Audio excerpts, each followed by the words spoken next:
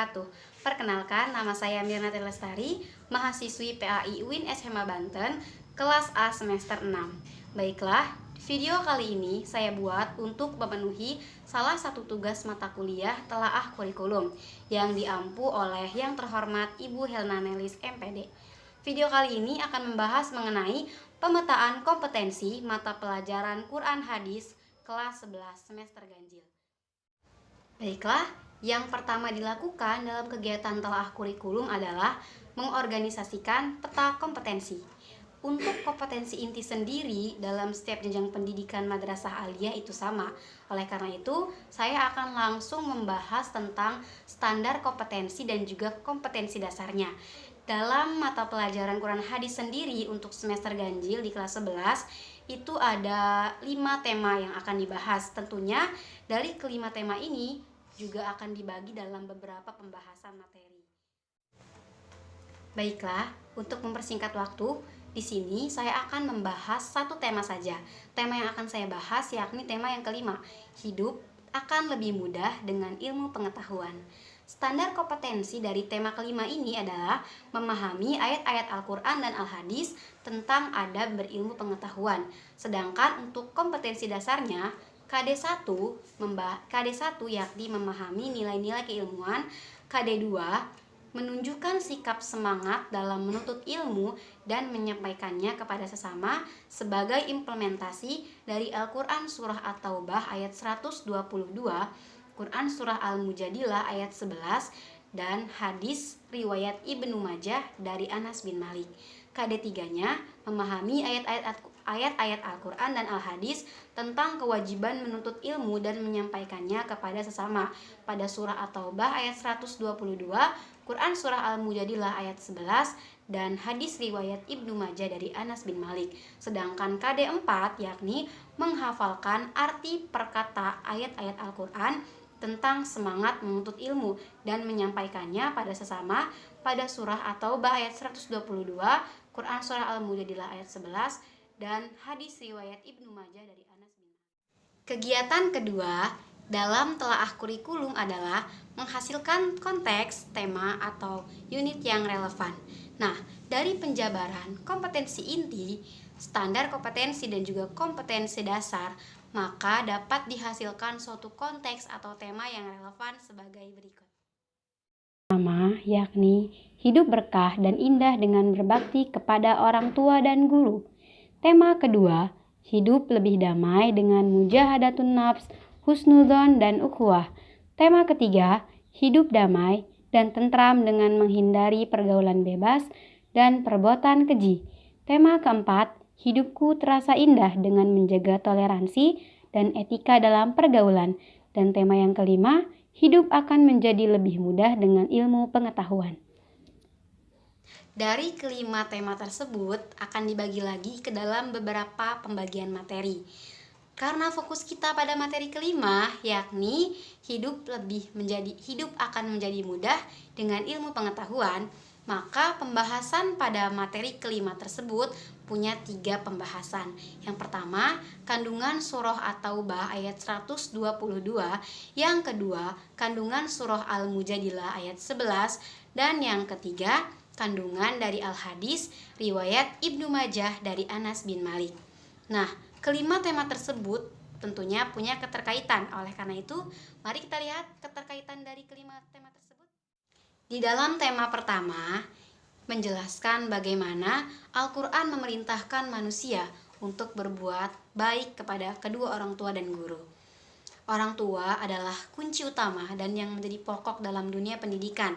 Keluarga dianggap sebagai madrasah pertama dan yang utama bagi anak-anaknya. Oleh karena itu, wajib hukumnya kita berbakti kepada orang tua. Namun, kewajiban berbakti juga bukan hanya kepada orang tua, melainkan kepada guru yang selama ini menjadi orang tua bagi peserta didik yang mengajarkan dan membimbing agar peserta didiknya menjadi manusia-manusia yang berkualitas.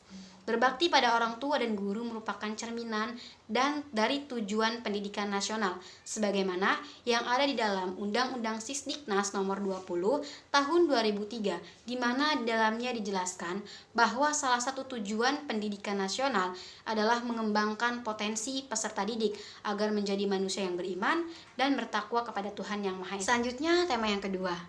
Nah, jadi, keterkaitan antara tema yang pertama dengan yang kedua adalah ketika peserta didik bisa berbuat baik, bisa berbakti kepada orang tua dan gurunya, maka akan mudah baginya untuk bisa mengontrol dirinya, bisa menjaga ukhuwah dan juga bisa berprasangka baik terhadap sesamanya.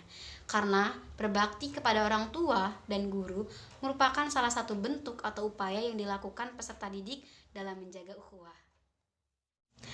Pada tema selanjutnya, yakni tema yang ketiga, menjelaskan tentang pergaulan bebas dan perbuatan keji.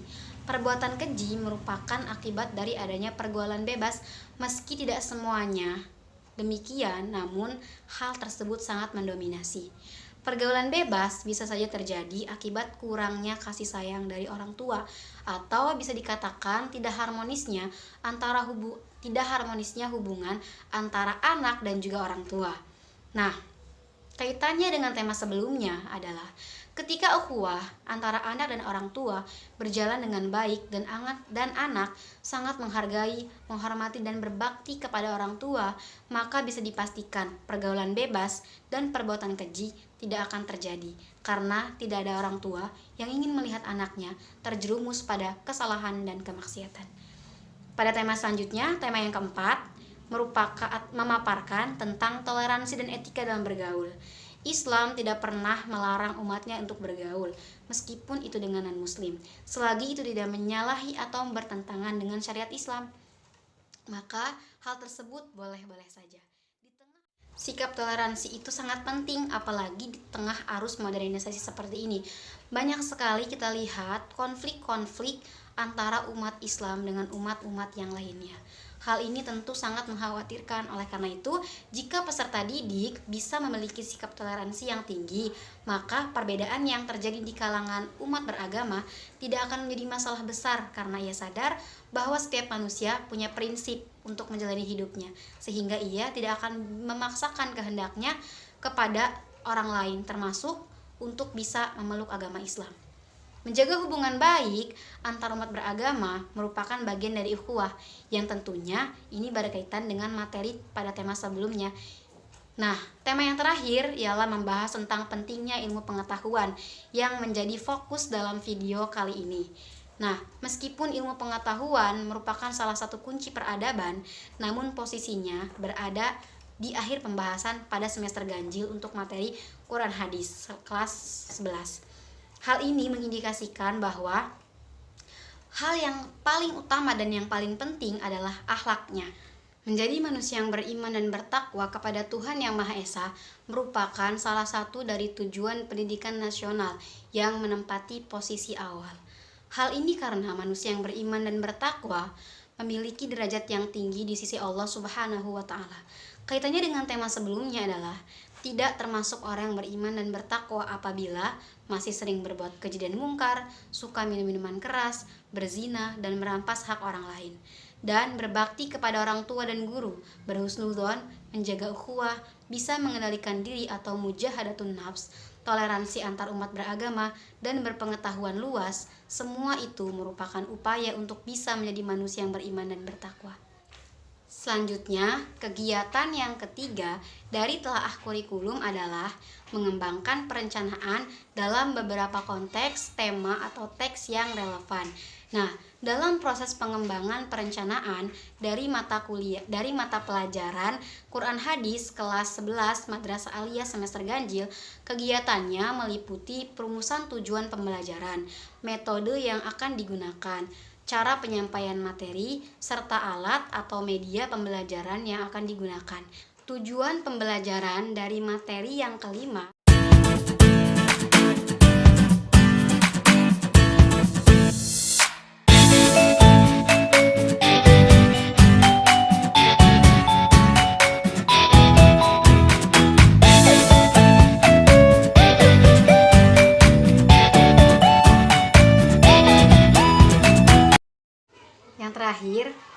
kegiatan telaah kurikulum adalah mengembangkan ide-ide pembelajaran. Kali ini yang akan saya bahas bukan hanya tema yang kelima, tapi kelima tema dalam pembelajaran Quran Hadis semester ganjil untuk kelas 11 Madrasah Aliyah. Baiklah, pada tema pertama mengembangkan ide-ide pembelajaran dengan cara menggunakan metode diskusi, metode tanya jawab.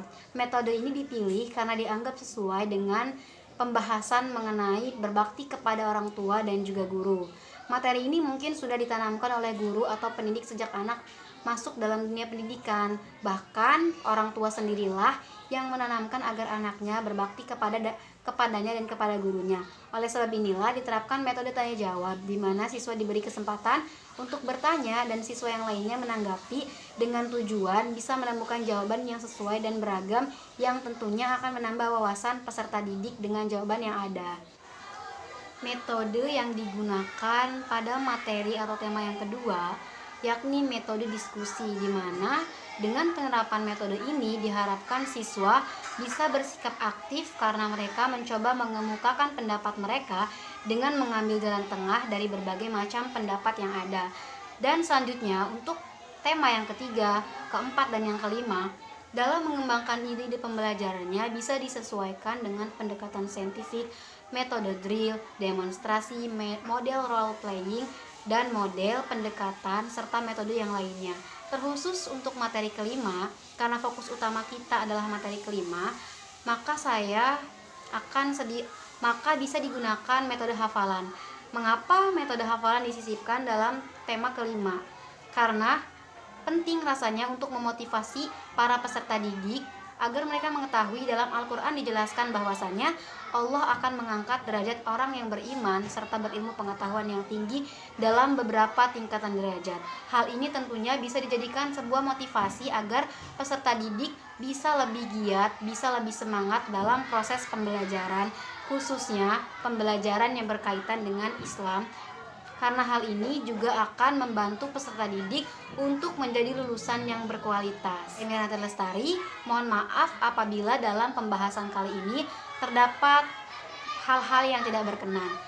Akhirul kalam, wassalamualaikum warahmatullahi wabarakatuh. Sampai jumpa.